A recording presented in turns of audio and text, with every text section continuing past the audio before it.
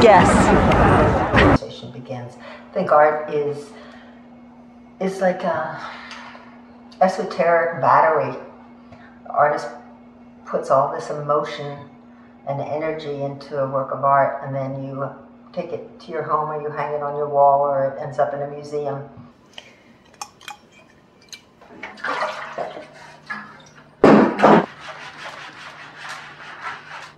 The interaction I have with other artists is at a very interesting level, because remember, I was running an art gallery for 12 years.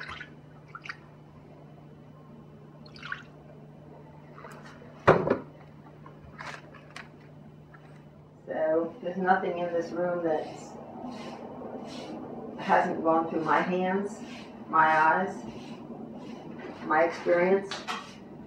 Everything's cold. See that? So the idea of this is to make a cast.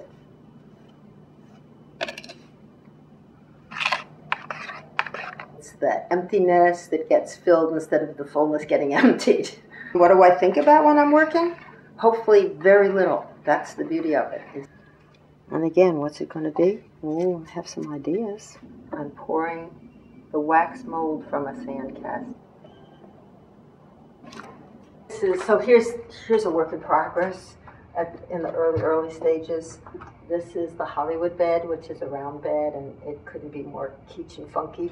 What you want to do with your life is to touch, move, and inspire.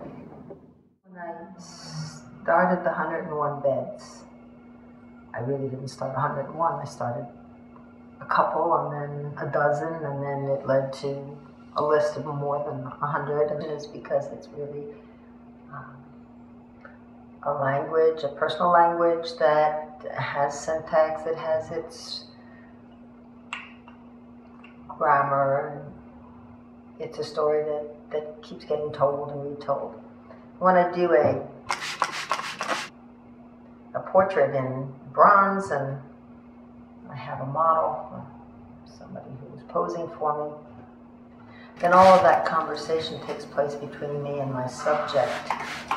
And the end, for me, is an unbelievably intimate relationship with the subject, caressing that clay until it does what I want it to do. And that's my goal, is to take whatever is inside the person and to create a metamorphosis so that whatever their internal self is about, that's what takes shape and form outside of them. The portraits that I do are a statement. You take it or leave it, that's what it is. I can't imagine how an artist is separate from the work. I can't imagine how there could be such a dichotomy between the person and their lives and then what they choose to express. So the 101 Beds series is a kind of it's an autobiography, and it's in bronze, which is a very permanent and very solid material.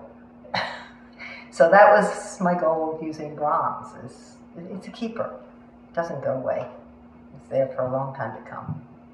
In a unique way, the artist is excruciatingly, painfully sensitive to what could be and what's coming.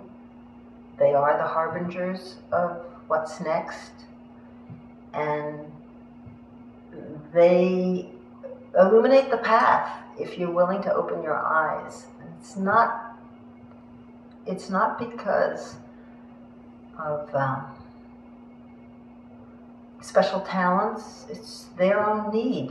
That's who they are, and they express something that most people haven't yet figured out how to put into form.